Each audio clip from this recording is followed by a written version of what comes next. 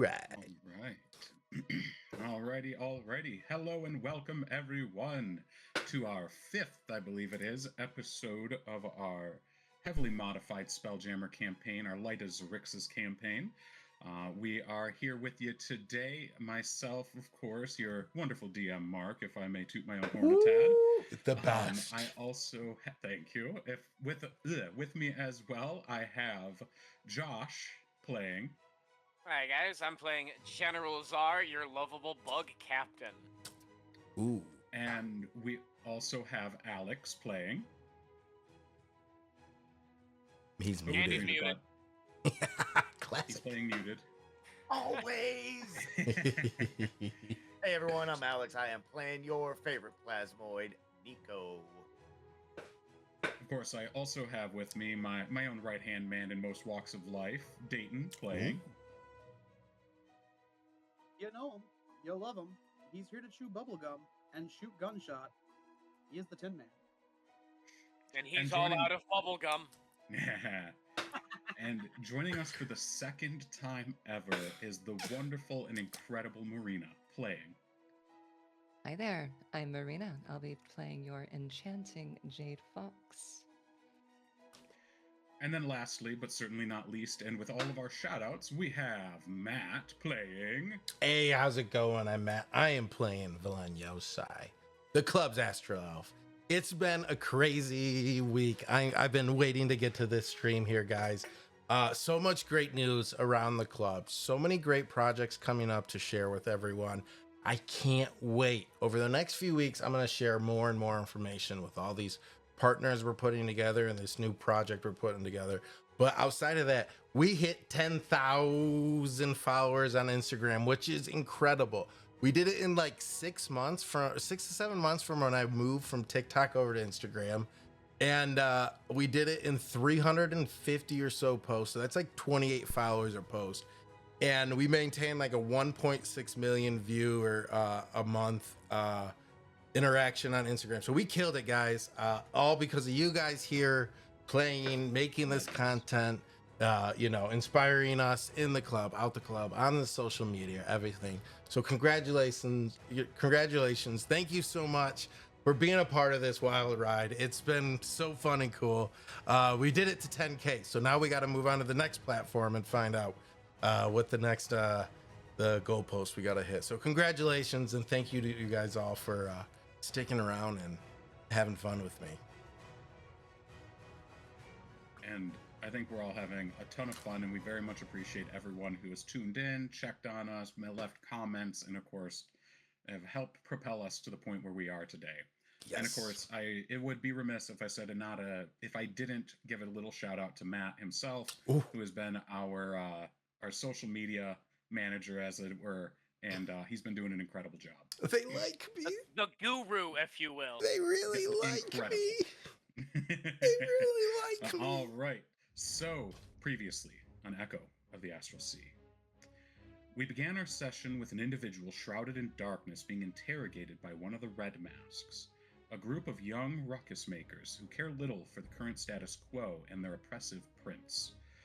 Convinced that the captured person was indeed the same individual who had been setting fires to their safe houses, or at least that she was working with the person who was. We learn that Jade has been ostracized by a group called Silosia, and that a shady character named Mono has been interested in whatever information can be gleaned from her interrogation. Jade talks circles around the Red Mask, who passes some information to their doorman as Jade prepares for her daring escape. Meanwhile, Tinman, Szar, Valen, and their new friend Niko enjoy their drinks at the Happy Beholder before Large Luigi informs them that they have a guest. A well-mannered and attractive fellow steps in and asks for them to rescue a friend of his. That the matter is urgent, and should they succeed, there would be a ship in the deal for them. And he did heavily imply that dragging your feet would result in a worse circumstance. The party pulls themselves together and makes their way through the Rocket Brawl to the Dockside District to locate the safe house this individual is being held in. Tin Man suggests that they go in quick and quiet, while Valen has other plans. Niko makes for getting the front door unlocked, while Tin Man and Valen move around the side, smelling smoke. As they round the corner, they see a half-melted candle tipped over into some kindling laid against the building. Jade continues her verbal sparring with the lone red mask before putting her plan into action, enticing the individual into striking her after biting her lip to draw blood, which she spits into the corner and begins casting druidcraft on it, causing it to grow into vines, which then scale the wall and spell out the word "run," and hanging from the ceiling in the form of monkey orchids, orchids with markings that resembled the face of a primate to scare her captor. Her attempts are successful, and the individual runs off as Niko and Scar duck a trap and make their way up the stairs. Niko chooses the straightforward approach, and utilizing some of his gravity manipulation, makes himself denser and crashes through the wall where Jade is being held. Jade speaks with some voice who demands that she say please in order to continue her plant manipulation and escape. A hasty, uncomfortable plea sees her released as Niko and Szar enter the room to find Jade free. They quickly make for the window to escape. Meanwhile, Valen and Tinman come face to face with Elodra, a feminine figure who bends fire to her whim and mostly ignores the two until Valen attempts to grapple her and wrench her mask off. She casts a point-blank fireball on our brave Astral elf, leaving him a smoking mess before getting up and moving away to hunt down her quarry. She rounds on Szar, Niko, and Jade, escaping the burning building before Tinman misses her with the dove, whom she referred to as Little Sister, and hits an individual down the road. Understanding they're outmatched, Tinman calls retreat, while Jade and Elodra exchange pleasantries, speaking about their keeper, Lady Magdalena, and how Elodra may be working off-leash, as it were. Realizing everyone is ready to leave, Niko makes a snap decision and teleports Elodra into the burning house, and the party makes their escape. Reaching the crowds and slipping in, Tinman and Niko end up split away from the group, while the other three duck down an alley, where Valen attempts to handcuff Jade before being interrupted by Szar, who insists that they didn't save a prisoner to take a prisoner, though Valen finds himself somehow handcuffed to himself. Jade has a moment staring at the wall where the voice that spoke to her previously forms as vines on the brick and notes that Elodra did indeed see them together, and assumes guilt by association. And we finished the session there. As we return, our party has made their escape with the knowledge that they would all meet up at the Happy Beholder later on in the day. They are welcome to take their time getting back. The city is in the throes of celebration, and save for those concerned about the fire, most seem to be in a jovial spirits. Most roadways are choked with merchants and peddlers selling their goods and wares to anyone who might take a passing interest. As one moves further away from the docks and into Brawl proper, the buildings themselves are dressed for the occasion. Petals seem to fall from the sky from plants that don't exist, and warm scents of baked goods and the press of perfumed bodies permeates the air. With your adrenaline-filled excursion behind you, Valen and Szar, you begin feeling the telltale signs of your drinks kicking in. What would the three of you like to do? Can I roll a sleight of hand, see if I can get out of these handcuffs? I will have you do so with a disadvantage. Can I laugh at Valen being in handcuffs? I'll let you do so with advantage. Wow. Okay. Wow. With an 18, you are... with a natural 20 on his performance check, you're a little confused as to how a Thri-Kreen could laugh so jovially. He makes it work.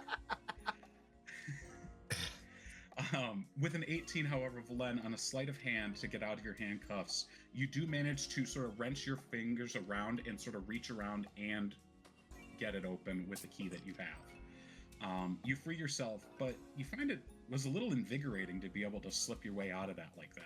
Did anyone notice I had to use the key? Szar definitely did. And I'm gonna look at Jade and be like, magic. Magic. David Astral Elf. Gentlemen, you'll have to forgive my curiosity, but who sent you? Coin doesn't buy timing. That perfect. That felt personal. But where'd the key come from? Oh, what's that? Sorry. Jade's gonna look at Szar. He's trying to get his composure. He didn't give us a name. Or we didn't ask for a name. I don't know, he said questions weren't allowed. But anyways, he said that some warehouses were being set ablaze, and he had a person we needed to rescue. He didn't give us a description, he didn't give us a name. More importantly, he he's said at the Happy Beholder. Last I checked, Luigi hit him with hold person, so... and he also Oh, yeah. promised a ship to get off of this Yeah, rock he pile. did promise us a galleon. So to get until off the I rock. get on a ship, you can't leave us and go anywhere. We need to get paid first here. So it was a him. Can I get a physical description? Szar? Mark, SpongeBob. SpongeBob. You recall, since it was only earlier in the day, he was very handsome and wore a lot of jewelry. He had longer, darker hair and sort of kept his shirt a little more unbuttoned. Specifically, what stood out the most is that he had a red teardrop earrings in. He had these red teardrop earrings that he was strikingly gorgeous. I could never forget these red teardrop earrings ever. Big guy, not that good looking. Sound As familiar? good looking as me. Of course it was him, the coward's brand of affection, rescue without reconciliation. And he has a ship, right? Jade, am I sensing you don't really care for that guy? He doesn't have a ship. I knew this guy was a joke. Gentlemen, I don't want to disappoint you, but... I mean, liars come in all shapes and sizes. I knew it. I could smell he was lying. I didn't want to say anything because it sounded weird to be like, The oh, only you thing you smell could like a smell was the liar. booze. Well, that's what a liar smells like. No, that's what we smell like. I hate that he's right. Yeah.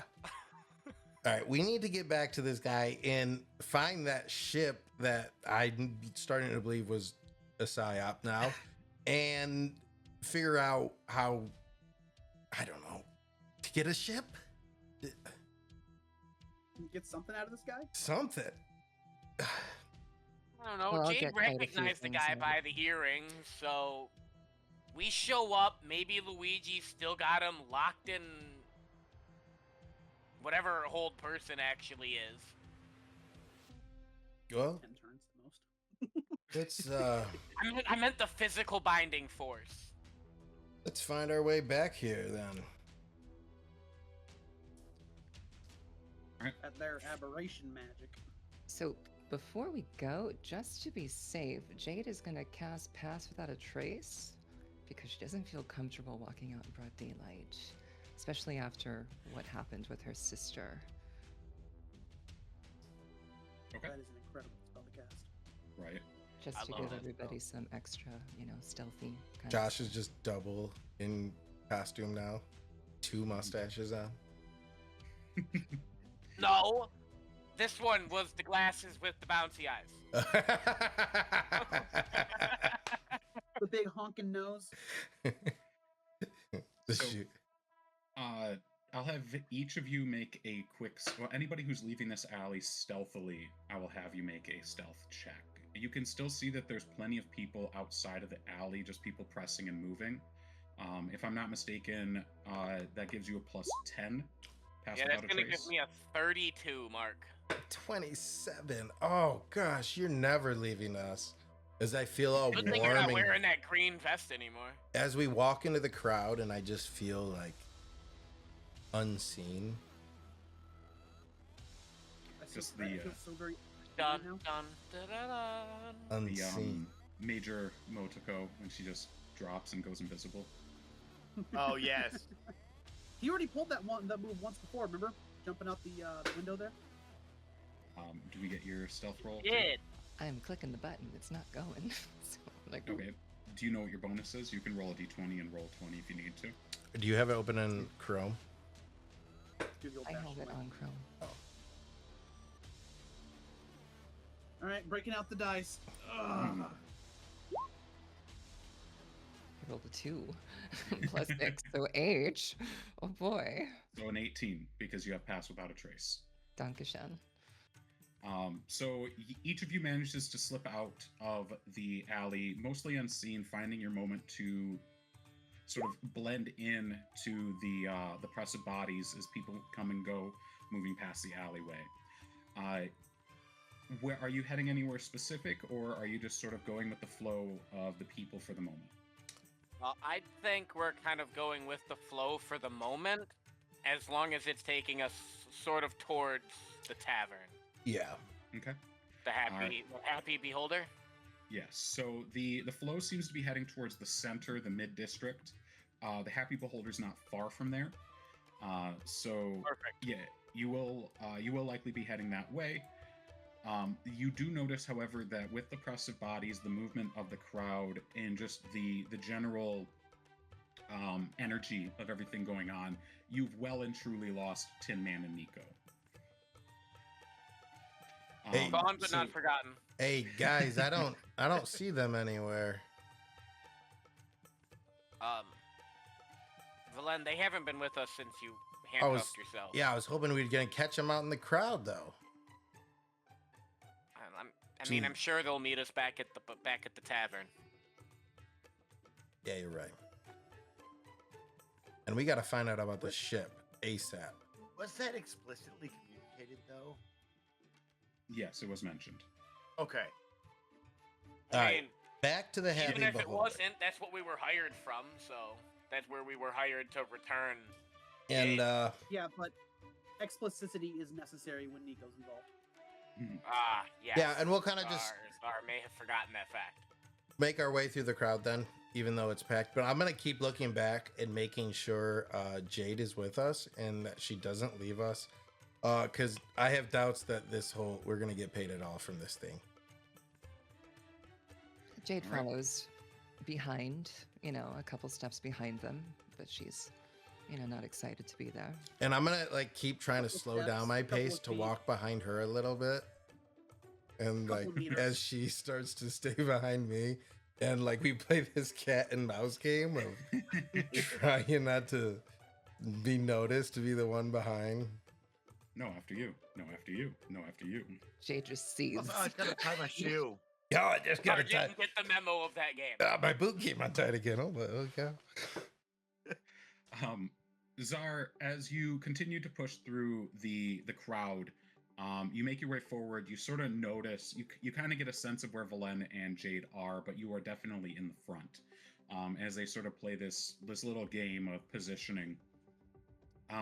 So you are the first to notice as you come out into an open clearing. This is the same square that Valen was in before. You can see along the edges of this, the square are several, like I mentioned before, merchants and peddlers having set up their wares. There's a couple of food stands, and you actually notice that there's a couple of people hosting little games around the area. Valen, as you step out of the crowd, you hear someone call to you. What are you doing with those handcuffs over there, my friend? These things are broken, and I'm gonna Really? dangle them. Yeah.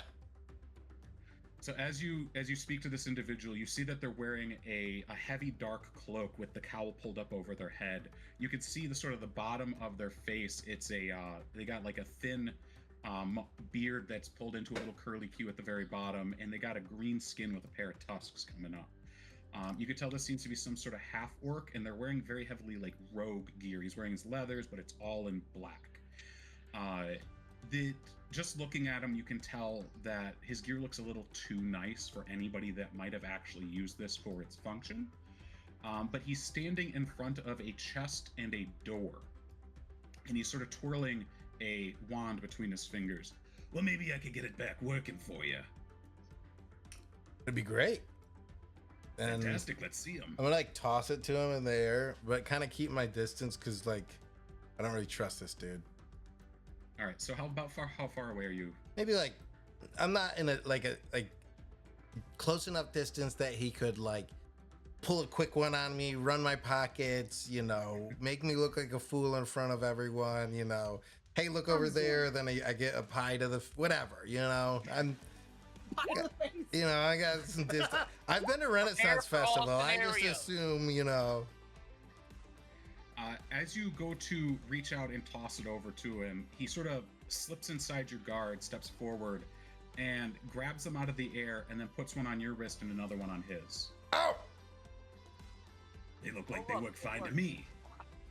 I knew it was coming. get him off. Does Szar notice this at all? Oh, you're both right there. Get him off right now.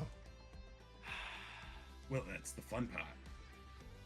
What? I gotta give you like five silver or something. You think I can get him off without a key? All right, so you're coming with us now, and I'm gonna just start yanking him. Let's go! Hurry up! I have a ship waiting for me. And then like All right. I'll like try to like strong arm him. Like, what was the plan here? Well, I had to draw you in. Got to do my sales pitch.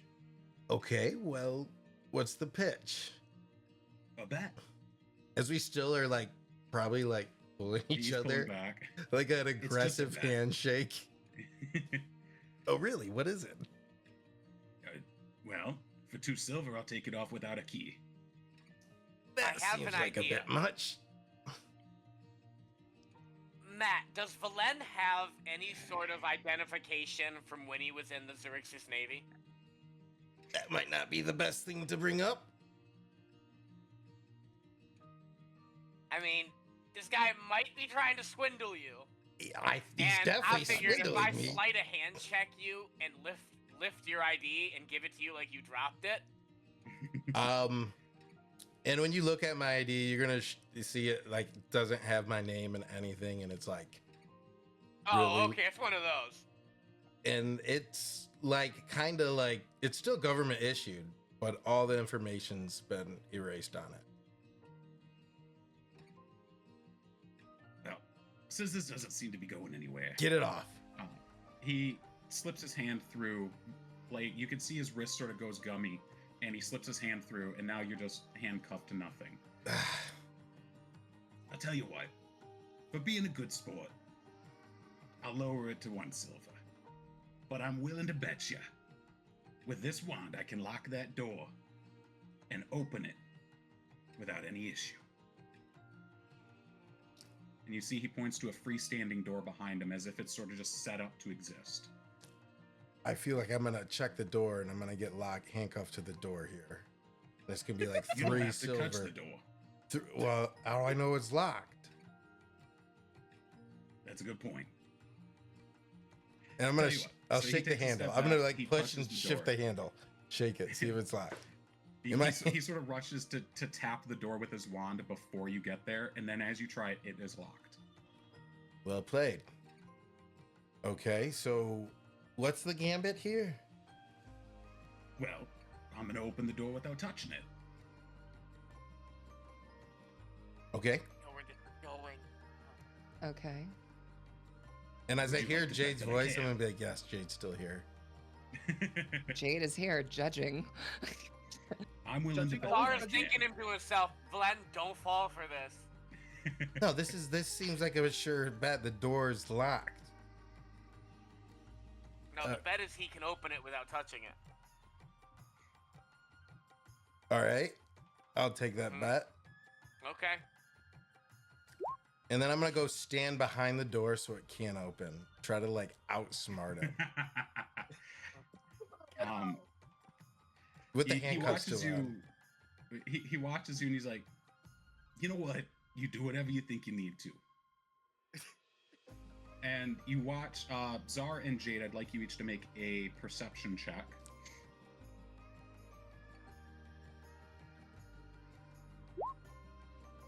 30, 20. Okay. The dirtiest. I of rolled in. cookies. It's only moderately dirty. I'm having some trouble here. Dang it. It's all right. So long as, even if you roll it in like beyond D&D Beyond, Yeah, you can just say what it post is. it. Yeah. Yeah, you can I save it rolled. and post it. I rolled a 19, so 8 plus 11. Okay, cool. So you both notice as he steps in front of the door opposite of Valen, he sort of throws his coat out, and after a moment, you watch another wand materialize in his hand. He taps it to the door, and it opens towards him, revealing Valen on the other side. I just fall through it. Didn't see No, that I well. believe that counts as touching the door. All right, and I'm gonna I flip didn't. him a silver. And like, get these handcuffs off me. I got to see a guy about a ship. He reaches over, touches the handcuffs with the wand. You know, this is just supposed to be a little thing for kids, right? It's not that serious. But for being a good sport, he hands you the wand. And I'll look at it and try to use it on the door real quick. Give me just a second, and you could try it again. He goes over, closes the door, taps it with another wand. You hear the lock click. Go ahead. And I've never really used a wand, so I'm like, You do your Wingardium Leviosa, and you watch as the door, or you hear as the door clicks. wow, You now have a wand of knock. I appreciate it. This is nice. No problem. Have fun in the celebrations. I'm gonna kind of tuck it in my duffel satchel. You're right. Definitely don't use it on the handcuff. You now have a wand of knock. It has 3 uses of knock per day. Awesome. The spell knock. You gonna throw the street performer some coin? You know? You get me silver. Yeah. I'm like, you know what? Here's an extra silver for this.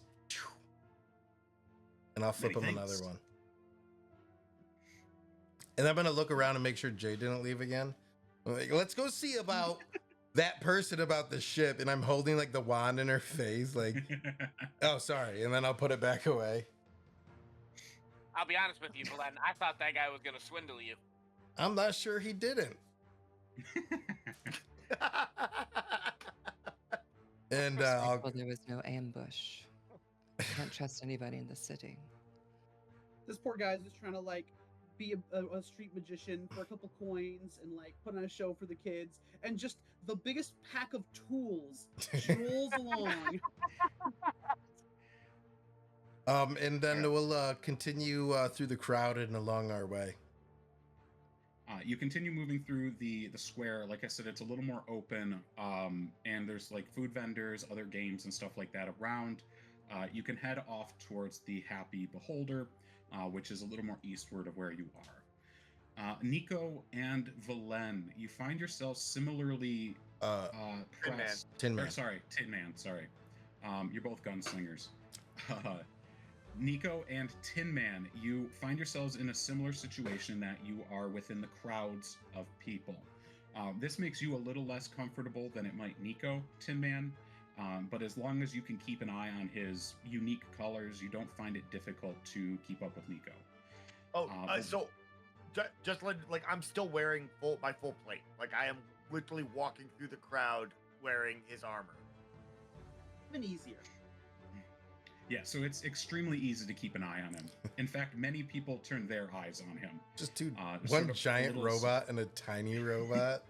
Yeah. Is that the Full Metal Alchemist? Big Man and Rusty. The Full Metal Artillerist? So the like I said, the press of bodies sort of keeps you moving. Where are you headed?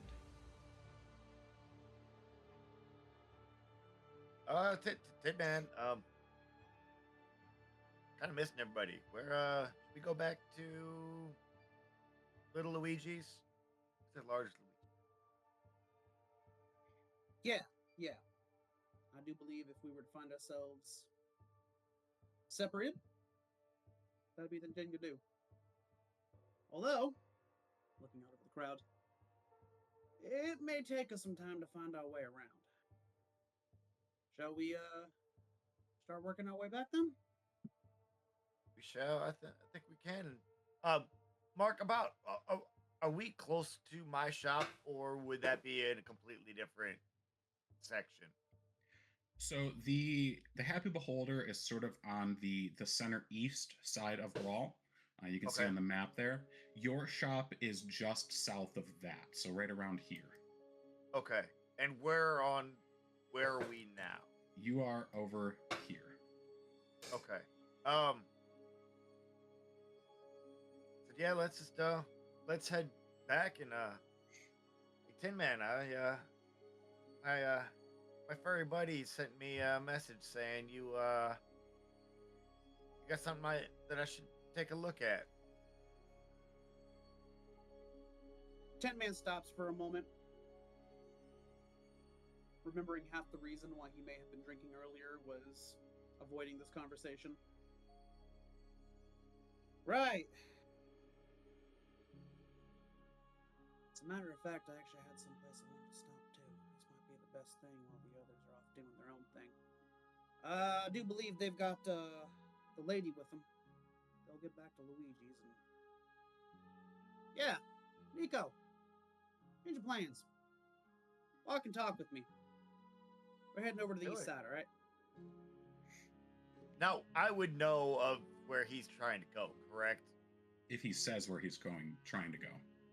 Yeah, so well, Tin Man, where are you headed? I didn't know you knew we're from Brawl. Been in and out a couple times. It's the gateway to the belt, they say. A lot of people find their way here trying to get out of the belt. I often found my way going back in. You, familiar with the little repair shop, Lever in Action? You are intimately familiar. It's one of the most famous and well-known firearms experts in Brawl, let alone in the Astral Sea. I am very familiar. Very fine work. They're say, yeah, it's definitely some. I've studied some of their pieces. Would I have maybe worked with them on anything? You would have absolutely spent some time speaking with Cannon Master Arnott over designs and the like that. You are acquainted, even to the point you might even call her a friend. But GIF make friends differently than most. Gotcha. It's like, I've seen some of the designs and helped with the little rune work and let's go. Let's I've been a hot minute. I should say hi. Sounds like a plan to me.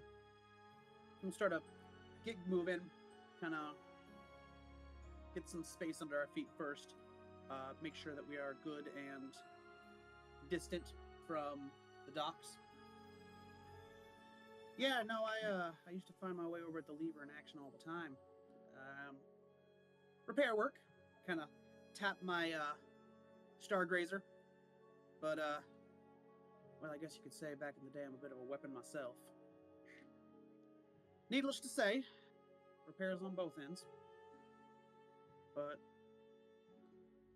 they haven't been there in some time. Well, now I got a little friend asking me to stop in there. Which I can't say I was foreseeing, but situation is what it is. I'm gonna kind of pull out the dove, looking it over. You ever seen a piece like this before?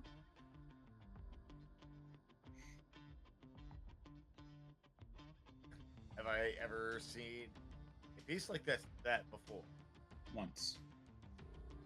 When Belonged to a friend of mine. Sorry, go. I see. You saw it once when Orvis was asked to service a similar firearm held by a bounty hunter whose name you don't know. Belonged to a friend of mine. Warforged. By the name of Silver Liner. Bit of a folk hero in these parts, believe it or not, especially once you get into the belt proper. He, you could say he's a bit of a hero to me. Something of a a role model. Can't say I've done half the work he's done, but, well, I always aspired to walk in his footsteps nonetheless. Kind of lost track of him for a while. Lost track of a lot of folks in the belt, if I'm honest. Entirely honest, I think a lot of people there probably think I'm scrap metal. Maybe for the best, really. But pursuing some threads, some ties, and a few leads. Took me out to backwater called Realm Space. Got a couple planets there.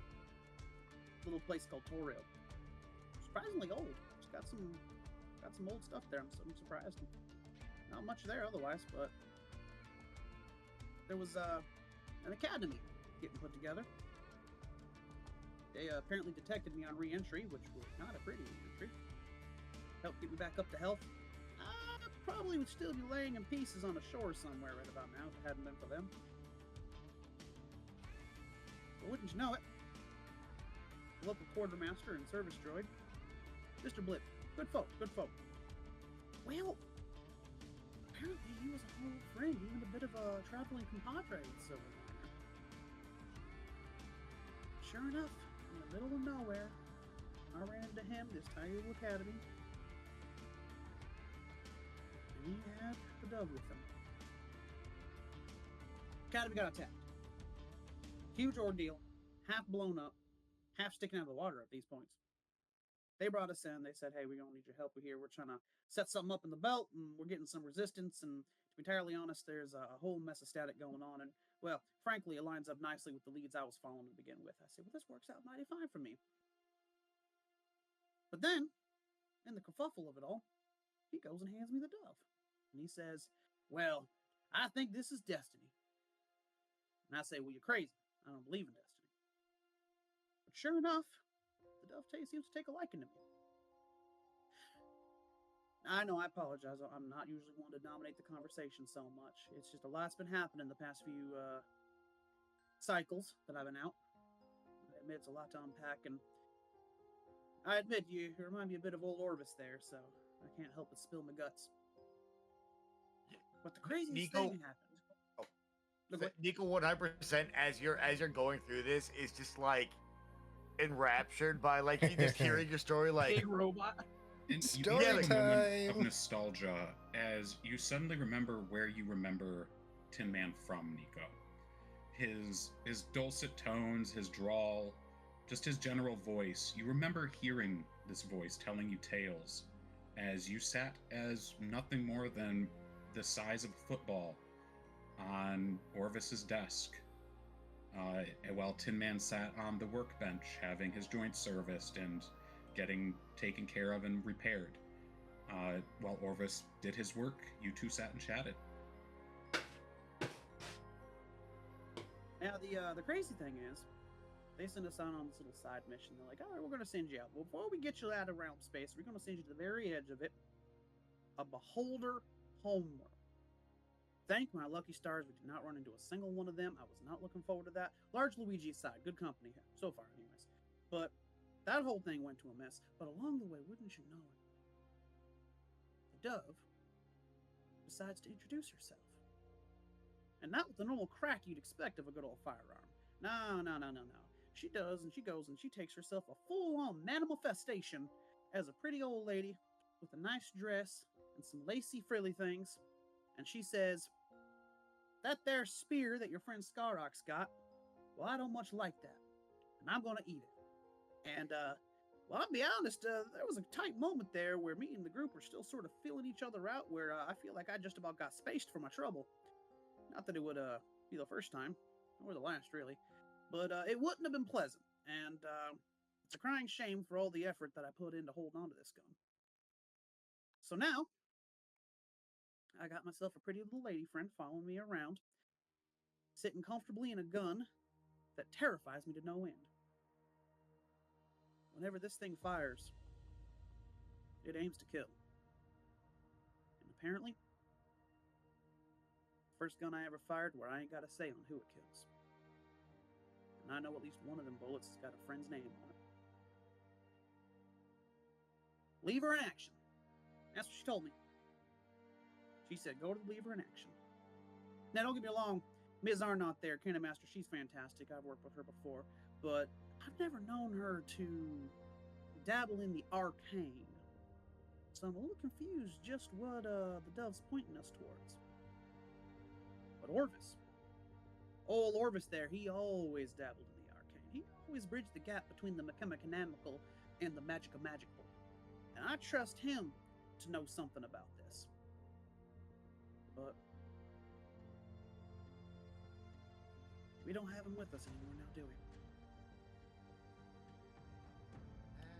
So, if you happen to absorb anything from that big old head of his, I was hoping that maybe you might know something about this. Because right now, the lever in action is the only lead I got. Well, and then let's do this. Yeah, go ahead. Go ahead. Shoot me. Let's go with the lever in action, and then get some pointers, see if she got some leads, and we'll bring her back to my shop.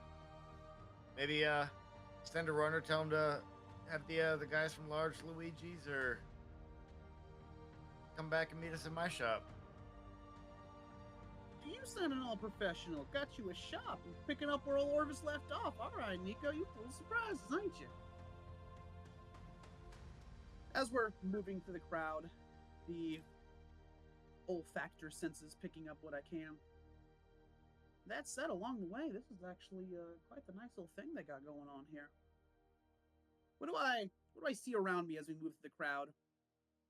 So Coming as at the fugue state of my story. As you take your first steps out of the Dockside District and follow the crowd through basically Midtown over towards the Lever in Action, which is closer to Gift Town, you start coming into more open streets, and the Gift Town itself is very much made in the image of GIF. They've really made it their own, so you see a lot of the buildings are very utilitarian. Any extra ornamentation is done in the small details. So like knobs on doors have intricate details of etchings and stuff like that. The crosses on windows are in different sort of Art Deco design, but it is very much the function before the detail. As you are very familiar, that is how GIF deal. Most buildings are a little regal. They sit short but tall enough for GIF, but they're regal in their standing. Like they're very square. They got dark, rich colors, and some of them are bright, very bright, like grays and whites. But you don't see a whole lot of intricate colors, save for the linings and the little things. The Lever in Action, as you come up on that, is very similar, except for it's got a little bit more space. It kind of occupies its own corner of a block, and you could see out in front, across the top, atop the door, is this massive artillery piece that looks like it would take 3 GIF just to carry, let alone fire. Welcome to the Lever in Action. The front of it is done in a very... Let me get a drink. Glory be to the GIF Empire, the dwarves of space. Aside from dwarves that are actually in space. Although if you didn't work in the mining industry like I did, you'd never see a dwarf. Half the time they're so deep in their asteroids you don't even know them. GIF, on the other hand, they like to make themselves known. Kind of the opposite of the elves in a lot of ways, but I guess that's always been the case. Don't let them fool you, though. They like to say that they're all utility. Get one of them on a good hookah pipe, and that changes real quick, like. So the front of the Lever in Action, like I mentioned, it's got this massive artillery piece. The wood itself is like lacquered and stained in a very dark brown, like a very rich brown. The front door itself is in the same coloration, except for you see the lining of the door itself done in a very tasteful bronze. And similarly with the handle, which is actually shaped like the handle of a gun. So you got to grab the handle and then turn. That's GIF. That's incredibly diff. Okay, fair enough. Yeah, I like that's that. awesome. You just go up and it's the full butt of the rifle. Yeah. Are you going in? Gonna kind of stare at it for a minute, kind of bracing myself. Which Do I notice if Tinman's delaying? Like as soon as we get there, Skyrock's or not Skyrock, Nico's going to just open up the door like nothing, and be like, so where did we need to wait? No, you're good. You're good. Go on. I'm right behind you. As you enter, you see that the walls, it's very much an open area. The main sales floor itself is about a 30 by 30 with a desk off to the right side, behind which you see a wall of tools and half-finished firearms. Every single space on the rest of the walls is, the real estate is taken up by every shape and form of conventional firearm you can find. You've got things from classic muskets, which you yourself weren't using too long ago, Tin Man. And then you get things that look a little otherworldly in nature, but you can tell this is where the handle is, this is where the trigger is, that's where the casing or the bullets themselves go. This is how you put the rounds in. It's all logical. It's just you can see that there is an incredible amount of art put into these pieces. One of them literally looks like a shield with a gun through it, so you can block and then shoot at the same time. So you step in and the floor. Go ahead. See that one up there? One trigger, 3 hold points. Rackring design. I wonder if Szar would like He would.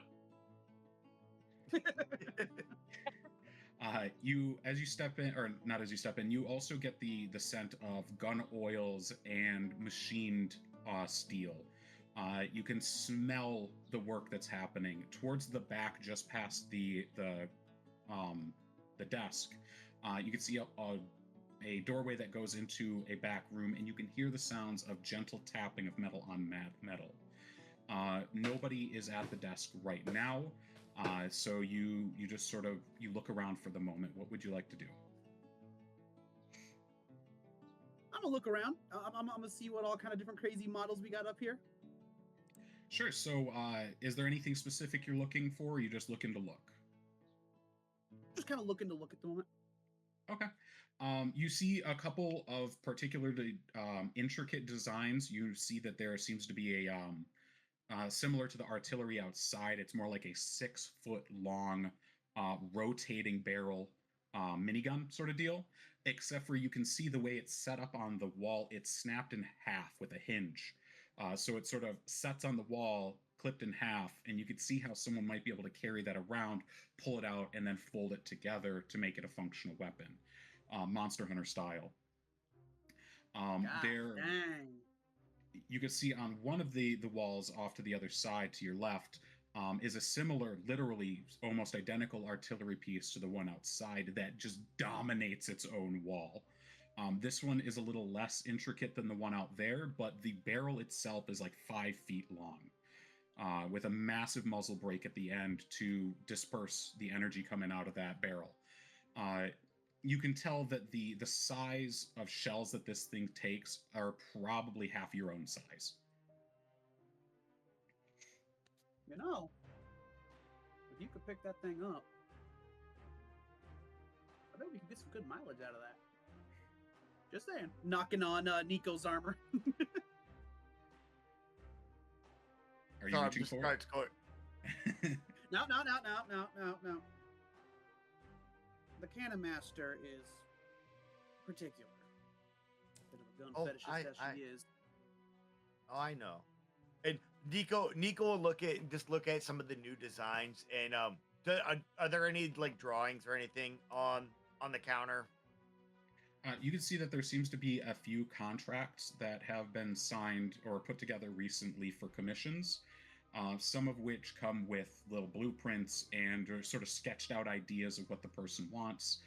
It's very much in Arnott's nature to be extremely meticulous about this, so those sketches are very detailed. Is there anything specific you're looking for? No, just actually like design choices, because you'll notice, Tinman, that a lot of like he'll switch his left arm from the arm motor or mode into the arm cannon, and you'll notice that a lot of the lines and whatnot bear resemblance to the firearms here. Okay, okay. I can see some of her work in your suit. And to that end, Niko, you actually do see that one of the commissions looks to be a very large plasmoid. You see the dimensions on it, and it stands about 8 feet tall. It looks to be sort of in a juggernaut style armor where the entire head is a dome down to the shoulders. So the shoulders are sort of stuck in place. One of the arms is this massive cannon that look like it's you could fit Tinman in the barrel. Do I see him looking at this? Do I catch eye of it? You can see that he's looking very intimately at something on the desk Intimately, there. that's pretty intimate. Tin Man Can I have round? peer over? Can I take a look? Friend of yours? How'd you move? And like What? Nico's actually going through trying to work about like how about like how would you be flexible enough to move in any capacity in that armor? Do I notice any particular names? Like, not Arnauts, but the actual commissionees or commissioners on the forms. Anything stand out to me? I would like you to make a. Actually, no, I'm not going to make you make a perception check. You look it over, and specifically at the bottom, you see notes on the blueprint itself, and many of them are putting forth the same concern that Niko has. How does this thing move? It's massive and it's heavy. No normal person would be able to move this. But as you sort of look around, you do notice that there is a piece of paper nearby with the similar similar markings on it. Sort of a smaller sketch like they did while they were talking about the commission. And you see that it is signed with a V and then a scribble. That sounds familiar. If you would like to determine if you can read it, I will let you make a perception check. Gladly. I somehow give him the help action. You're enamored with the blueprint at the moment. Tinman, you read the name Varsha. Okay. Okay. We're gonna keep notes of that. You hear the tapping of metal on metal stop in the background, and you hear the sound of heavy boots falling with a incongruous gait, and a limping but towering Gif appears in the doorway. Are either of you trying to hide the fact that you're looking through her stuff? Tinman is. He's trying to be inconspicuous. Okay. Nope. Nico's head 100% like the helmet is retracted away, and he's like pseudopod the head around like It's look like at- 3 inches off it. like looking at the blueprint and just muttering to himself like, there's no elbow joint. It's like, Tinman, there's no elbow joint. How is that arm even good? Like, It is for stability, Niko. You should know.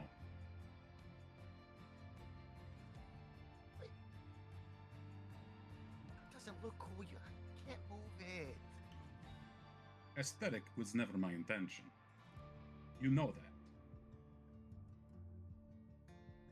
There she is. The Cannon Gif. Master herself. Well met. You can see that the Cannon Master steps out. She is shaved head on the top, and she has a large graying handlebar mustache that sort of spreads out from her upper lip. She's wearing her blacksmith's vest, and you can see that she's wearing sort of a tan tunic and a pair of heavy-duty pants below that. She steps out and moves over. You can see she moves with a noticeable limp. But the power of her, just her entire being, is very much on show here. You've seen her lug these artillery pieces by herself. She is not someone who relies on others to get things like this done. I was expecting to see you soon, Niko. It is nice to meet you. And, I know your face, but your face is in a lot of places, even where you are not.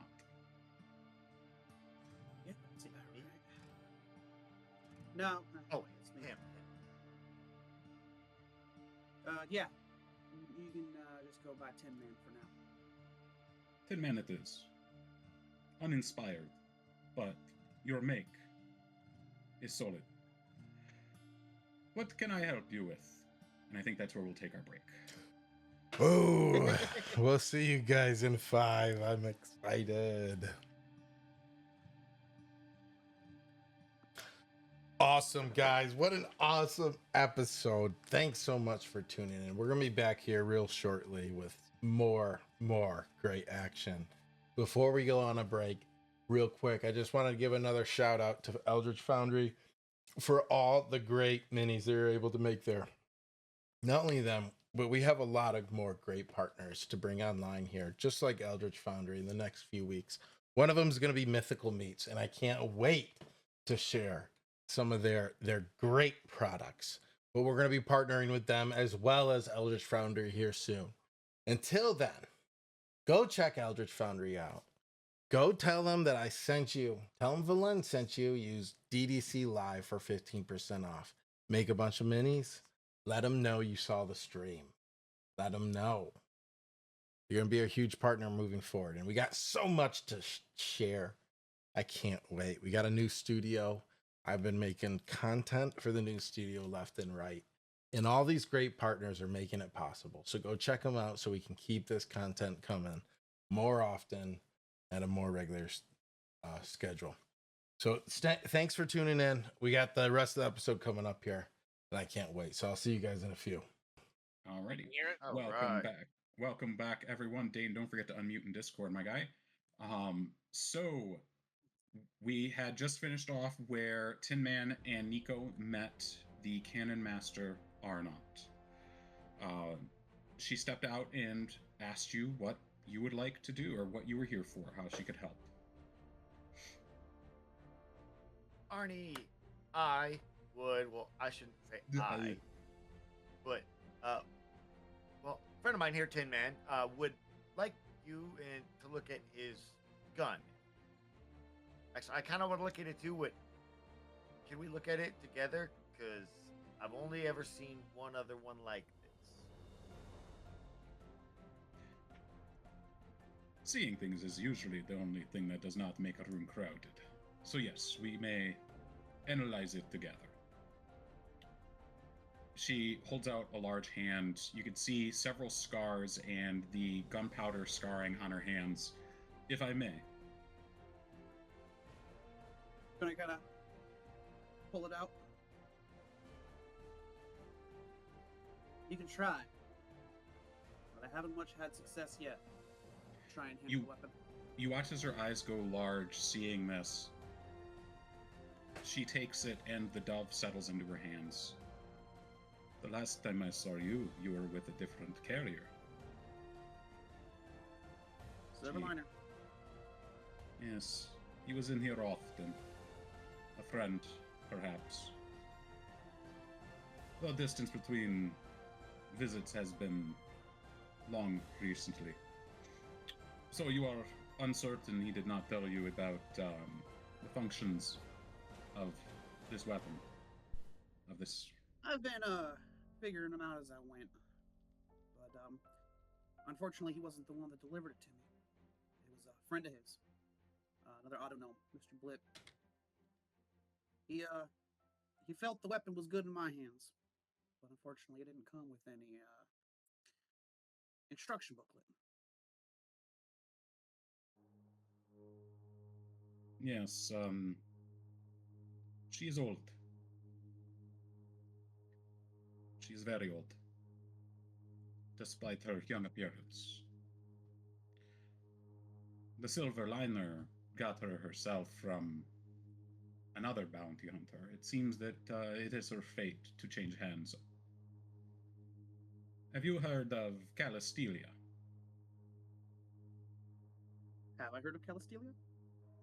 Calistelia is a bit more of a myth than an individual or a notable individual anymore. Calistelia was Silverliner's mentor. Hmm. Only that Silverliner had worked under her for a while. Well, Calistelia was a very impressive weaponsmith. She taught me a few things, even, though most of what I have learned was from my own admiral. You heard the name Flyweight before. He's a bit of a folk hero among the Gif, if I understand right. And I'm very proud to have served in his crew. He's one of the best of us. Though, back to the topic at hand, I do not know much outside of the hens that have held the dove. And she goes to hand it back. But the Silverliner and I have devised of ways to make non-unique ammunition for this one. Give me one moment. She turns and trudges back with her limp to the back room, and you hear the jangling of some metals, some things clanging together. Ah, here it is. And you hear a hut, and then the sound of heavy footsteps returning. And she comes back out with this little box. It seems to be incredibly heavy. As she goes to set it down on the counter, you see it's in a furnished wood, with a little swinging latch on the front. She flicks the latch and lifts it open, and you see 3 rounds inside. They look almost identical to the shells that you've seen before, except for these aren't quite as polished, and none of them have a name etched into the side. We settled on calling these blanks, as they do not carry the unique properties that her other ammunition does. They aren't quite as effective, and you lose much of the gravitational crushing of your target. But they are effective, and should you need to utilize this effect, you may use these. And as a sign of goodwill from an old friend, these are yours for free. Well, there must be something I can do to repay you. You don't know me, and I don't much know you either. Beyond a few stop-ins once upon a time. I'd love if there's anything I can do to help you while I'm here in the Rock. Well, I did just learn that an old friend has passed. Perhaps the 3 of us could share a toast. Niko, you old enough to drink? Mhm. You were drinking, weren't you? Yeah, we're good, we're good. There is a Yeah, I think that's greenish tint to his. The Jade Tsunami. Looks Yes. up and he's like still like it's like dripping off of his mouth. Yeah, it's just still like a lava lamp inside of my head. You notice as she pulls out from behind the desk 3 shot glasses that look like shotgun shells. They look like they were probably repurposed shotgun shells, and a bottle that has no label on it. The alcohol inside is completely clear. Oh, This is That's gonna part burn of my personal stock. We call it the Warwright Stiff. Named after our illustrious queen, of course. Though I believe around here people call it the stiff upper lip. Perhaps you will find out why. And she pours it into each of the cups and hands 2 over. well, Say nothing. We do this in the traditional gift way. She also reaches behind the counter and pulls out 2 pistols. 3 into the air for a lost friend. She grabs her own pistol, aims it upwards. As we drink, on the third, she fires once, expects you to do the same, twice, then a third time, and as the third one goes, she downs a drink. Trying to follow suit, getting it past the mustache. Do I look up? How many holes do I see in the ceiling? Has this been done before? You can see that there are a couple of older holes in the ceiling. It doesn't look to seem as though it's been done often. Every so often, it does seem. As you drink this, Tin Man, you're surprised that it doesn't burn as much as you think, but you get the unmistakable taste of gun oil.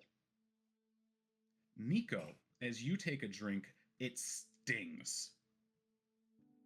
You get the taste of machine oil and bacon. The outer shell of Niko just kind of like gets that orange peel feeling, just like it just like simmers for a second, like, no, what was that? That was weird. This is an old drink we used to have on our ships. The two things we often have in excess are cooking fat and gun oil. Turns out if you distill them just right, you get something incredibly strong. I gotta say, this is probably my new favorite. Well, if there is anything else you can do for me, it is to see that our illustrious prince gets his. And if you are in need for any further munitions, you know where you can find me. No, Mark, clarify, the shells that Tin Man got, are they basically like mini black hole shells? You haven't fired They're them, but from this... specifically- Go ahead. Yeah, from the sounds of it, they're specifically not black hole shells, is the trick. Correct. They look more Okay. like slugs than anything. Because I know one thing we brought up is that I wanted to kind of work on making mini black hole shells for mine. Would I have brought that up with her at all? It sounds like something that you would have brought up, and she sort of sees you looking at them a little more intently, the right word this time. If you notice those, they are very heavy. They are made from an alloy of cold iron and ortsite. Very rare. But you may be able to do some of your tinkering on these, Niko. It is worth a try. As And the limited work old done. GIF adage says, that if the end result is an explosion, it is worth the attempt. And she gave us 3, correct? Correct. Every bit of Niko's the gonna effort together between her and Silver Liner. I'm gonna need to find me a way to make more of these with time due. Niko, you think you can help me out with this? I'll be honest. Niko's already kind of like Cut. pseudopoded one out of them and is like brought it up and looking at it. I'm a crack shot, but I've never been much better at serving my own gun than just keeping her oiled and clean. Well, Tin Man, let's do something about it. And for once, perhaps, keep your gun happy. There is a person in there. Wait, what? Tin Man kind of lowers his hat, a little ashamed of that remark. Cursed. Cursed. Is there anything else I can help you two with? I have work to get back to. Yeah, a lot of things. You said there was a person in that weapon. We'll talk more about it, Niko. You said you want to stop by your shop at some point. Hey, and Niko just starts looking around at the walls and he goes, "Is that why there's never people in the store?" And then we leave. Are you talking about your appreciate store or this. hers? Hers, like right now, because there's nobody in there, and like She's there's people soul inside the trapping weapons. people in. The weapons. You And know? I tip my hat to the battle master as we work our way out. Cannon Master, and one more Cannon master. one more gift to see our illustrious prince get his. She steps out with a small suitcase and walks over to you, Niko, and hands it to you. Inside there are some works that I used, inspired by you. I wanted the chance to give them to you personally. Ooh.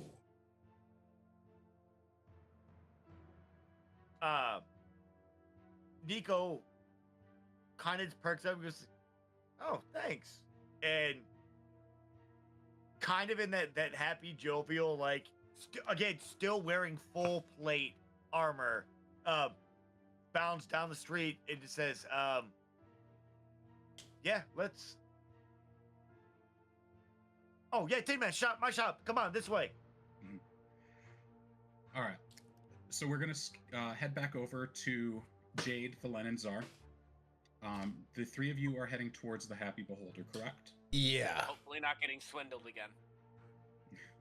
It was As a you are street performer. as you are moving, you hear the air around you starts to vibrate. After a moment, Jade, you're very familiar with this phenomenon. Szar, you're not particularly unfamiliar yourself. It's just neither of you have been far enough to have felt it in this fashion. The air around you begins to vibrate, and you hear a chiming, and you realize that this is Rose Gold setting off the horn that dictates the time in the belt. This is the second horn of the day, so it is going into evening. This is how people can set their watches and keep time while they're in the Astral Sea, at least in this region. This massive horn is literally the centerpiece of Renasus.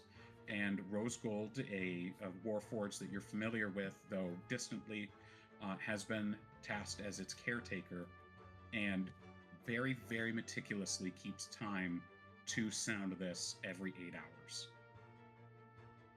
Oh, I like that a lot. I take it you're not from here, but this signals that it is now evening. So perhaps we should keep going. Or it gets too late. Of course, things come out in the shadows around here. Yeah, we gotta see this guy Always about be this in the shit. open. I don't disagree. It is getting dark, and I do not like the people who come out in this location after night too much. So, if we could move it along here, and I'm gonna kind of look over the crowd and see if we're getting any closer. You are making your way through. The three of you are particularly lithe, so it's not difficult to move through the crowd, with the exception of you, Valen, who likes to just sort of charge through. Sometimes backwards, giving peace signs even. So you manage to make your way through the crowd, and you do alight upon the Happy Beholder. It is as busy and bustling as ever, perhaps even more so. With the evening, the advent of evening, it hasn't actually gotten darker. And in the Astral Sea, there is no sunrise or sunset, though the phrase "it's getting dark" is often used to imply perhaps we should move inside. Yeah, that's definitely what I was. And as we get closer to the beholder, I'm gonna like kind of post up near the corner a little bit and see if we're getting tailed at all, and see if we actually truly lost them, or I'm just leading them back to exactly where they want to go. All right, so you're going to find a spot off to the side to keep an eye out for any tails. Yeah, kind of like post up an aura farm a little bit. You know, like look. Capabiling. Yeah, Jade's gonna do the exact same thing, but prop up on the opposite side. and I see her. I'm like, Yeah, I'm from gonna the pop same up on a cloth. bar stool and swing my little feetsies.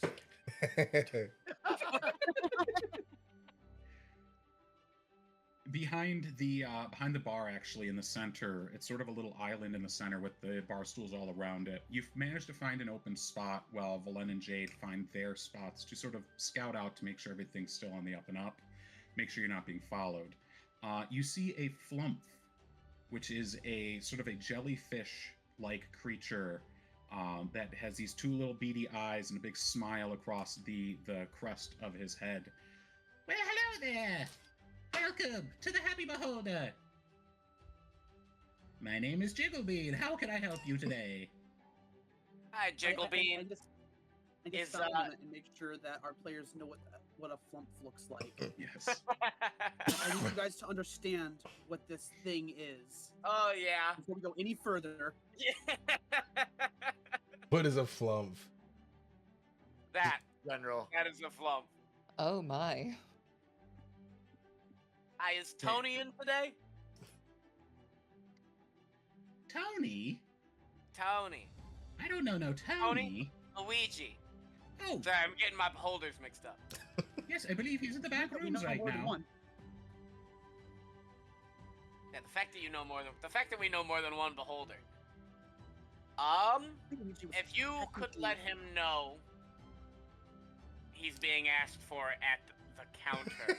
And can I get a nail? A nail? Actually, hang on. Scratch the ale. I'm working right now. That's I shouldn't do that again. But it helps grease the gears.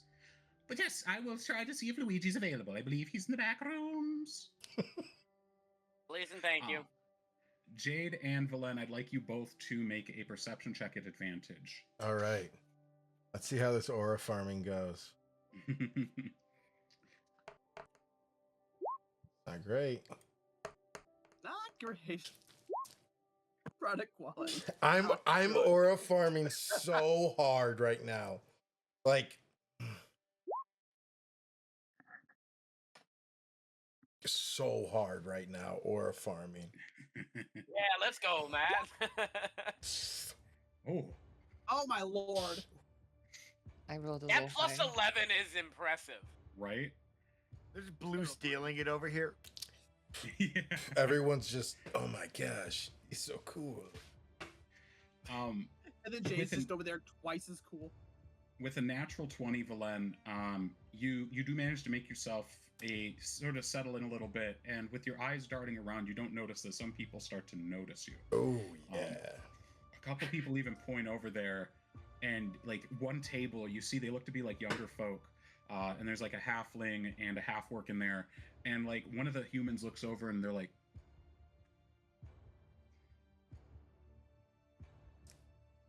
and like just your interaction sort of embolden him. He stands up and he sort of walks over. Are you Valen Yosei? You recognized me? I thought I do. thought so. Yes, I am. You're incredible. Thank you. My family had a Yosei in Arrowdale for decades. They're incredible. They're wonderful people. Oh, thank you. Thank you. Yes, it was a privilege to work with them for so many years. And so about you won twice. I did. I did. I sure incredible. did. Can I get your autograph? Absolutely. Yeah, of course. And I already have a pen in hand as like I unfold my arms. I already had a marker ready to go, and I'll like sign it. And then I'll He holds up a piece of parchment for you to do so. and I'll also sign it for Stardust too, just as a remembrance. He's gonna turn around and sort of like lift it up to show his friends, and you can see they're all absolutely ecstatic. And like you can hear murmurs of their conversation. He actually signed it for Stardust. But you could just see that they go back to the day. You've made their night. Jade, you're a little more subtle about your searching out and keeping an eye on things. You managed to sort of find a darker corner and blend in more effectively. And just Valen hardcore. As you're both sort of keeping your eyes out, Valen, you're using these individuals sort of as a cover as you sort of cast your eyes about. You notice as a couple of people walk in after you, but none of them seem to sort of be on the lookout, like they're trying to keep an eye on you. Nice. With your incredible perception rolls, Valen with a natural 20 and Jade with a casual 28, Yeah. you see that you don't seem to be being followed right now. Love it. And I'll like make my way into the happy beholder and see if those like fans saw me and like kind of peer out the window and see if anyone else is looking for me for like autographs still with like my marker in my hand. You just set up a little table, just waiting. You notice a couple of people look around and sort of notice you, but Yeah, and I'll put it away and then like look for Szar. Nobody seems to pick up who you are aside from those folks.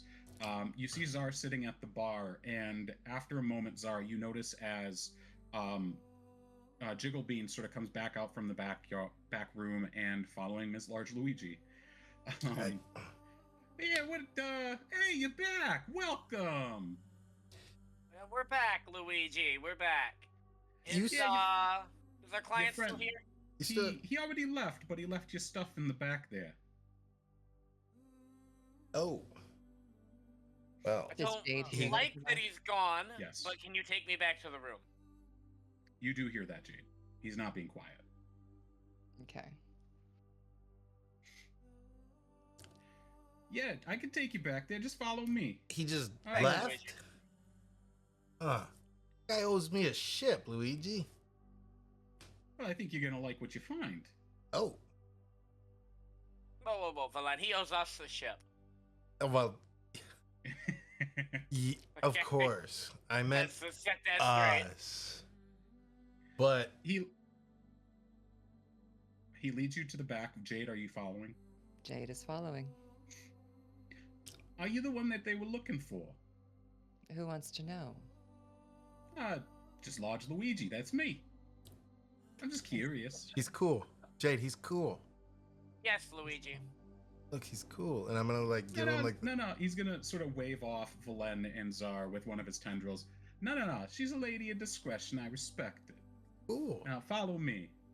He takes you to the back room. He finds you find the lounge that you had met Niko in, and sitting on the table is a note, or a little map rather, and a folded-in Spelljammer seat. Oh, Sort of a collapsible Spelljammer helm. all right. Szar, you want to read that note to us? Yeah, absolutely. You pick up the note, and you can see that it's actually a little drawing, a little map, and it shows the dockside, a little X where your ship would be, and it says Berth 47. Where are we heading to, big guy? It says we're headed to Berth 47. Ooh. I assume that's where the ship is, and I will pick up the spell jamming helm. And I'm gonna, however like, big it is. Pick up one of the cups off and like wipe my finger around and like taste it to see if there's any more like drinks in there, and then like set it down and be like, well, we got 2 more people to find before we get out of here. Why don't we go find another drink before we got to What get if- professional again? What else did he leave behind? A map and a helm? A Spelljamming helm, a collapsible Spelljamming helm. It is roughly the size of a suitcase, and you can see the way that it folds outwards into a chair, basically. I don't know the quality of it, but it is a ride off this rock. So I believe he said it was a galleon.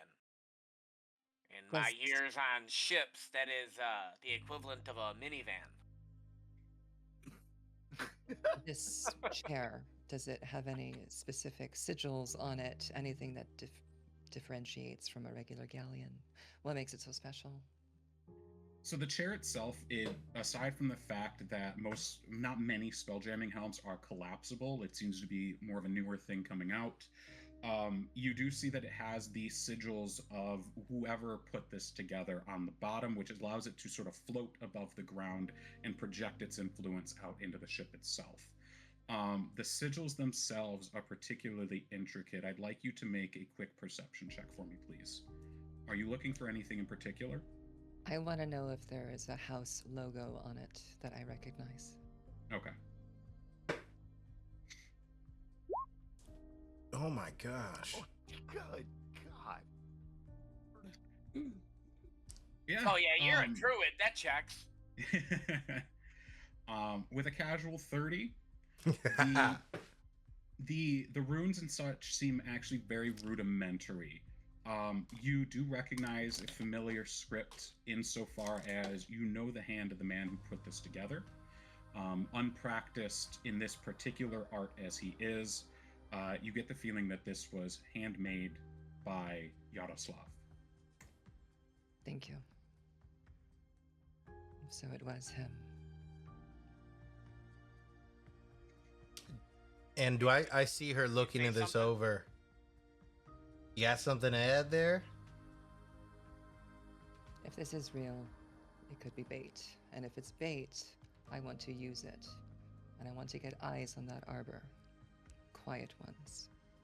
It That's my sounds next like move. I'm being made a piece of the puzzle here in a very large scheme here. You want to fill me in exactly about what type of bait this is here? Because I don't want to take another fireball to the face again.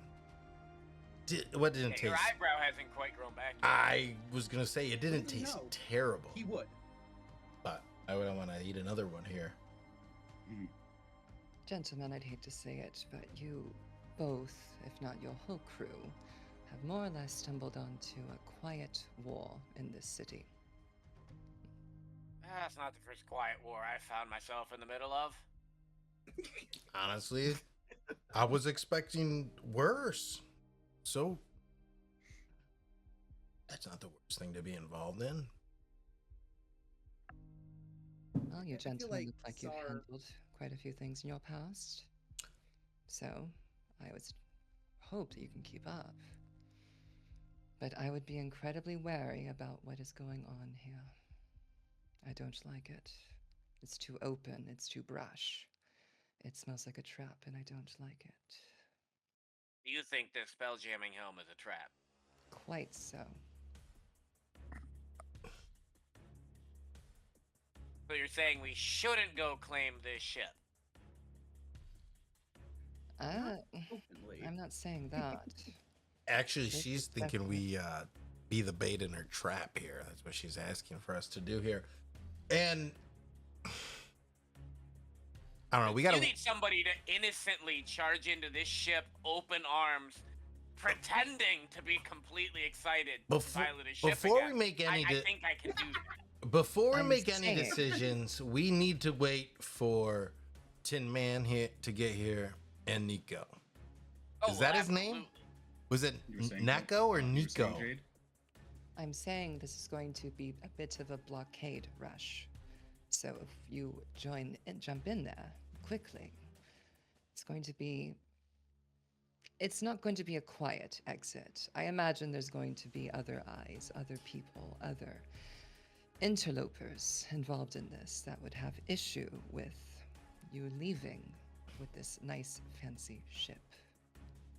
Fancy. What's a quiet exit? I don't think we've had too many of those. Oh my. So subtlety is not common phrase in your group. It's not like it's not for lack of effort on it's not our a main part. objective, but it's definitely high up on the ladder of important things amongst our group here. To improve. I see. Which is one we don't talk Absolutely about. to improve. Which one? The first rule of the group is we don't talk about too much of the group until the whole group is here. And we barely know who you are, and it seems like you're walking us right in to be the bait of a trap. Which I'm not saying pretty I'm sure a... she just told us not to walk in and be bait for a trap. No, that's the exact opposite of what she's saying. She's saying we should spring the trap and run the run. Which...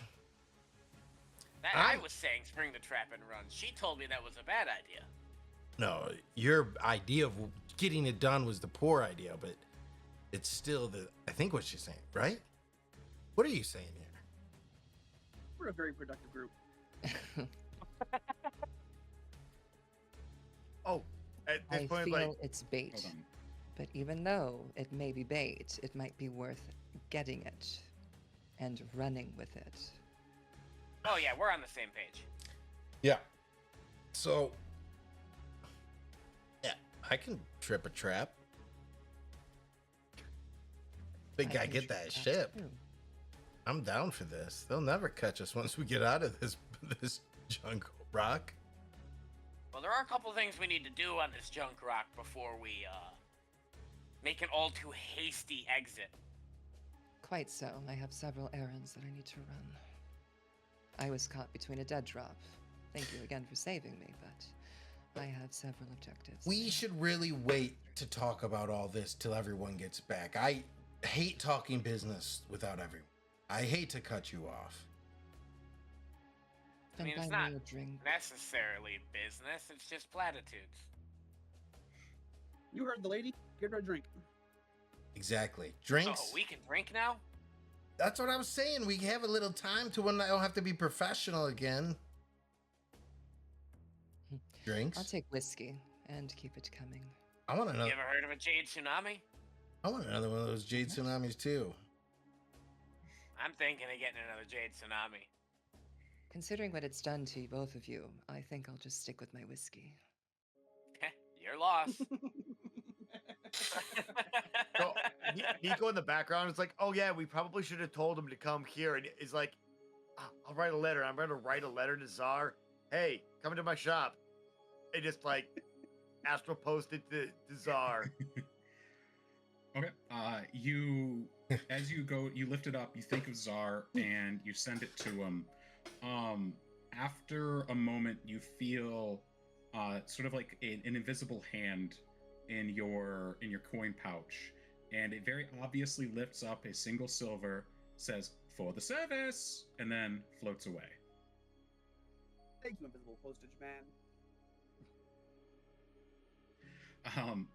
So as you sort of settle in and wait for Tinman and Niko to get back, Luigi does bring your drinks. He gets Szar and Valen a Jade Tsunami, and this monstrous tankard of alcohol. And Jade, he gets you your highball of whiskey, complete with a rounded out circle or a sphere of ice in the center. I'm sorry, it's not the dwarven stuff. It's a little harder to get out here. So it's whiskey without the E. And I'll hold up my drink and I'll say, but before we do this, why don't we all go around the table and say two truths and a lie about ourselves? And I'm looking like intently at Jade. Pulling information at her. Icebreakers. Come on. Tell me something Two about yourself. truths and a lie. Really? That's what we're going with today. Okay. Jade looks a little silly for a minute. I'll go first. Thank you. Won the Gale Force Prix twice. I ascended early, and I am known well and far for my lovely voice. And then I'll wait. So, anyways, all of that was a lie. I know. Come on, Szar, give us something. So does she have to spot the lie? This is really. No, you kind of just. It's, All right. Yeah, you kind of just say them, and then we know. 2 truths and a lie. I have spent a fair share of time on a desert asteroid.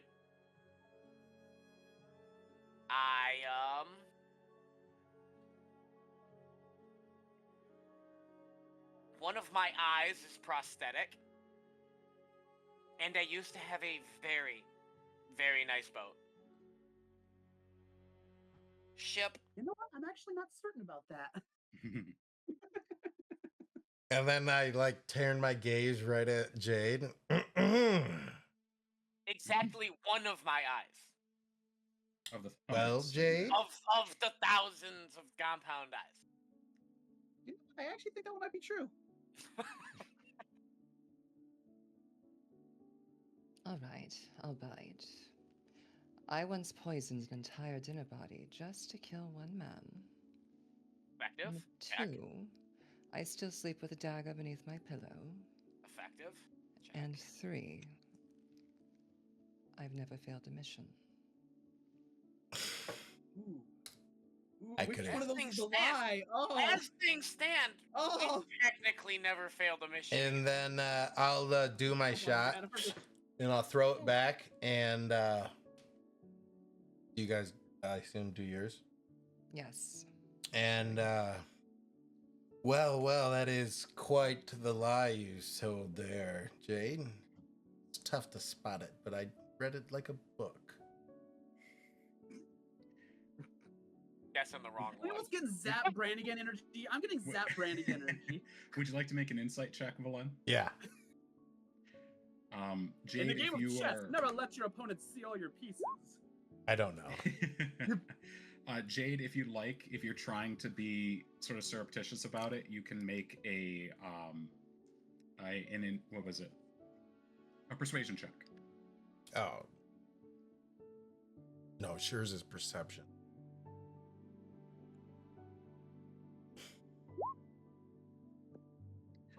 Valen, you feel like you figured out what the lie is, but you also kind of feel like they're all kind of a lie. Jade sort of strikes you as the type that for every truth she tells, there's a hint of untruth. Interesting. Yeah, don't trust her.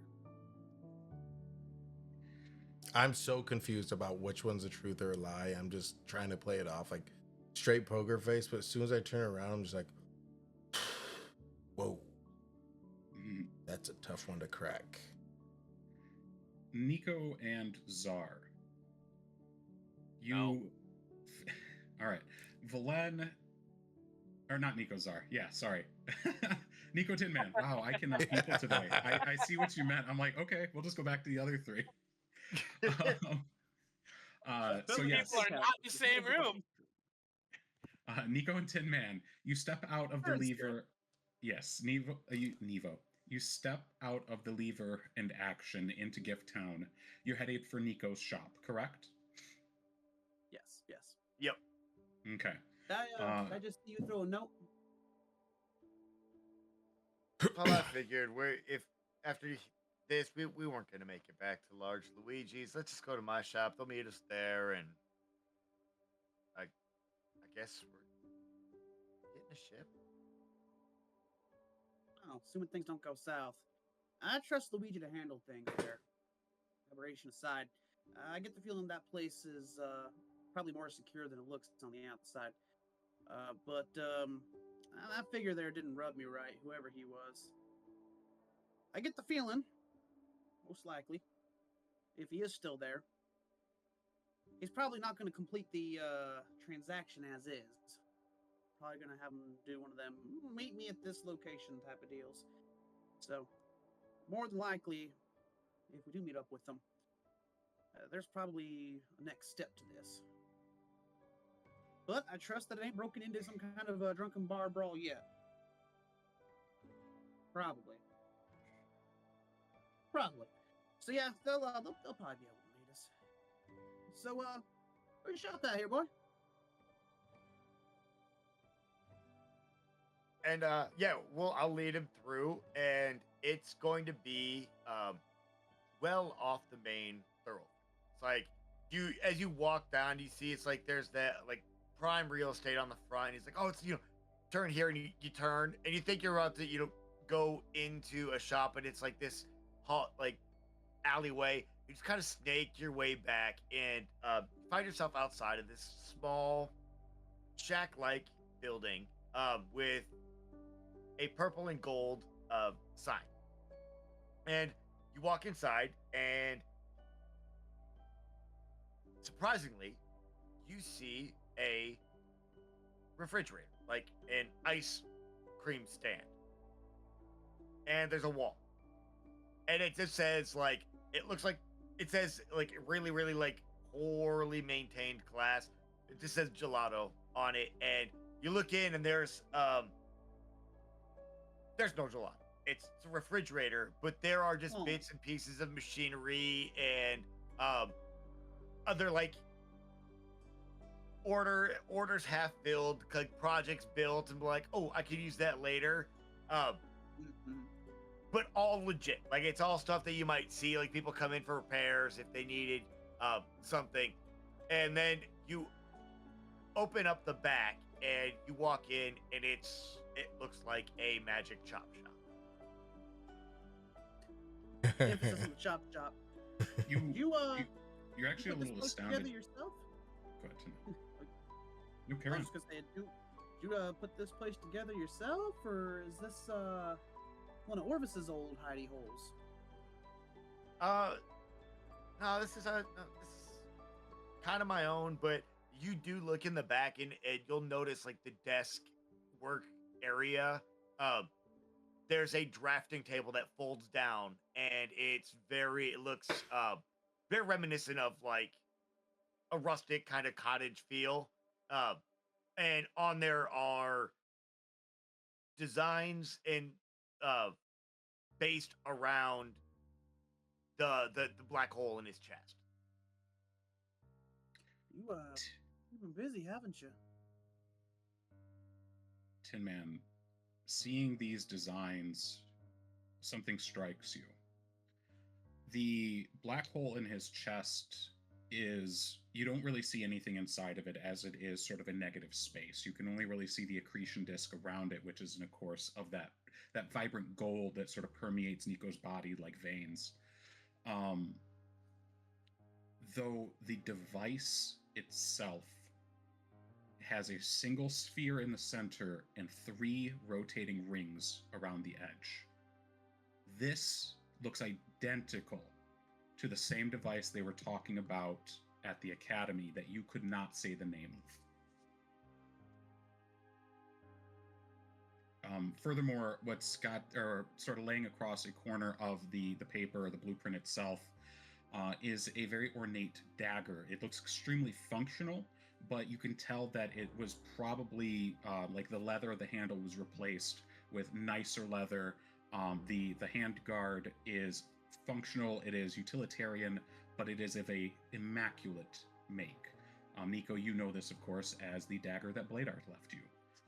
But Tin Man, you would recognize it as you've seen Bladeart and Niko with this blade. Once before, some time ago, but you do recall it. In a little bar called the Crate and Tackle. That's right, we crossed paths once before, didn't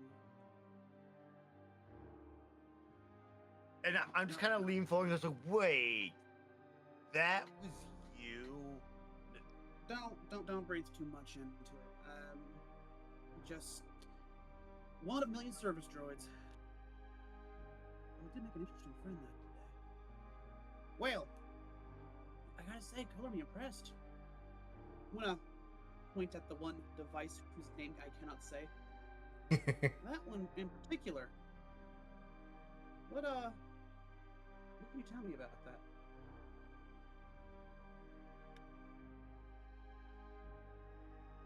What can I tell him? That's on you. Oh, so what's inside my head? Because that's I really don't know too much about it actually. And man, this was something that Orvis was working on. The last thing that I know of before the accident. And you woke All up I've and- done, Yeah. it was there, but all I can say is it's interesting. There is a network, a way of organizing, and I start going into in great detail about magic and runes and how they all connect together, and essentially like professor level explanation. And but see, that's not the whole of it. It's that's great, you can design all of this, but there's like the command part of it. that controls it and sticks it together. And I kind of like show him how essentially taking that and binding it into an object, and that's what becomes like the the explanations. 100% nerding out. At Yep. any point, do you name the device, Nico? Yes, because it is my armor. I'll say, well, at the point I just called it, the singularity, or gravity's grasp. I haven't really settled on a name yet. Do you list Yeah, out the other names? Yeah. Where did I put that? Do you have the little? Oh, where'd I put that list of names? It's 50 length. There's one Yes. in particular that Tin Man might recognize. So as you sort of count off these lists of names, you hear the name Rox Ortis. This was the word you could not say. I'm gonna try to mouth the word now. Does it come out of my mouth? Nope. Blocks Tortoise. No, it is the Rox Ortis. With a D. Ordus. Ortis. And like and I just kind of gestured like Tin Man. Rox Ortis. I get what you're saying. I get what you're saying. No, Um,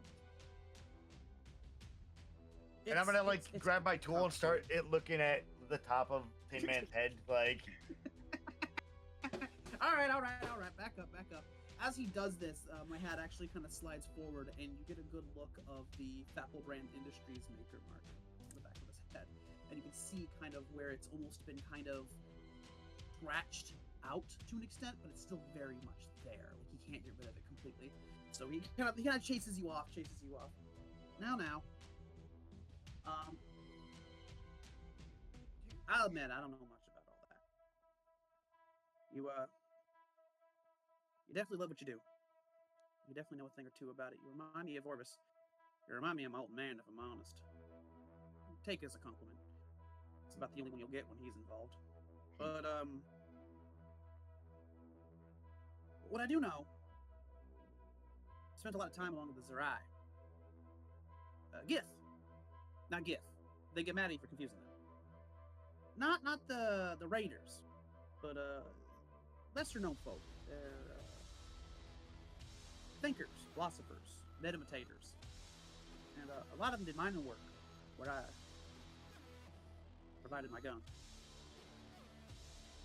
And they always kind of had an easier way of putting it that I rather liked, and that's that at the end of the day, everything's connected.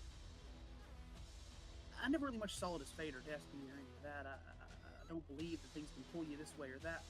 But if you do pull on something, it's like pulling on the edge of a blanket. You're going to pull the other edge up. Every rope has an end. But every thread still connects to the next. Mathematics, not my specialty. Unless you're talking about the air velocity of 9mm going through 12 feet of zero G space. But that's about it. But I do understand that this concept, this weave, this gravity, it does have a way of binding us in some pretty funny ways. Kind of point at the singularity. This Black Tortoise of yours, I don't know what Orbis was doing, what he was planning, but I think it connects back to, kind of pat my holster, connects back to the dove somehow. Makes her anxious. You're the one that gifted Skarrock that spear, weren't you? Oh, that was a little we were tinkering, and the brief time that we were together, Bladar was there. We were kind of hunting, as you know, Skarrock things. So, let's just say he was showing me how to throw, and well, You have to throw it, you have to run and get it, come back. It's like, well, why? What if it just came back and you could just keep throwing it? Way more convenient. We made it happen. However you made that happen. Useful as it was, he put it in my hands for a little while. Don't replace no rifle, but I made good use of it. Well, one night the dove didn't quite much like that. Maybe she was jealous, I don't know. But, this tortoise makes her nervous. And she said that this was somehow connected to it. What does she do? She goes and eats the thing. Not the spear itself, but the incantation. Remember how I said I just about got spaced? That was the night. That was the night I just about got spaced. I don't blame him. We didn't much know each other, and I'm sure that spear had some sentimental value to old Dardock there. He's a big, tough guy, but I think we can both agree he's a bit of a softy on the inside. He makes us friends. He bonds close. And I felt some awful about messing up that spear you made for him. But something about it scared the dove. I'd like to do something. I'd like to try something. But I'm gonna be honest, I don't know what's gonna happen. Niko, you willing to meet a new friend of mine?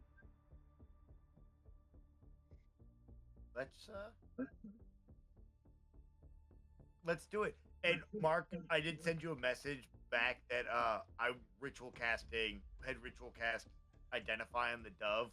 Mm-hmm. You had ritual cast identify on the dove while you're in the lever in action waiting for Arnott. Your response from that spell comes in pieces. The first thing you get is that whatever metal she's made of actually absorbed a little bit of your magic. The information you do get is specifically on the bullets. You're actually a little surprised that they almost feel familiar. You reach out and touch each of these individual shells with your magic, and each one almost comes alive as its own identity. The first one you sense is a bit distant and chaotic, as it seems to rail against whatever confines it's kept in. Another is extremely quiet and subtle, and you get the sense of incredible danger from the sort of the energy it emits. You're almost entranced simply by interacting with it, just by brushing it with your magic. The other three, you don't get much from, but you also sense the final wisps of an identity of the casing of her final bullet, the one that was recently fired. The last wisps you get are of relief and of an incredible capability of perception. So as you touch it, you almost see the world around you in full, Neji from Naruto, 360-degree fashion. And after a moment, you come back in, and you are a little surprised that you are now back to being just you. But that you feel like a final breath come from that shell. And as you sort of come back in, you see standing behind Tinman is a slender, lace-covered, but almost frail-looking metallic skeleton with a burnished steel face that only shows her blue eyes. She stares at you intently through the lace of her cowl. You can sense them too. The memories. And I think that's where we'll call it for the night. Great episode. We lost Marina there at the end there. Tail end. She was having a little computer problems at the beginning, but great episode, guys. Thanks for everyone tuning in. Gosh, that was awesome. What a That was great so night. much fun. What a great night. Mark, take us away. Yes, so thank you everybody for tuning in. This was a bit more of a chiller session as we were sort of coming down from the last one, getting to learn a little bit more about these characters, just sort of actually getting in their heads and seeing how they interact after they've had a little bit of bonding through tension. But yes, thank you so much for everyone being here. Have a wonderful evening. Don't forget to wash your dice. And then a couple of weeks, we'll see you in the stars. Later.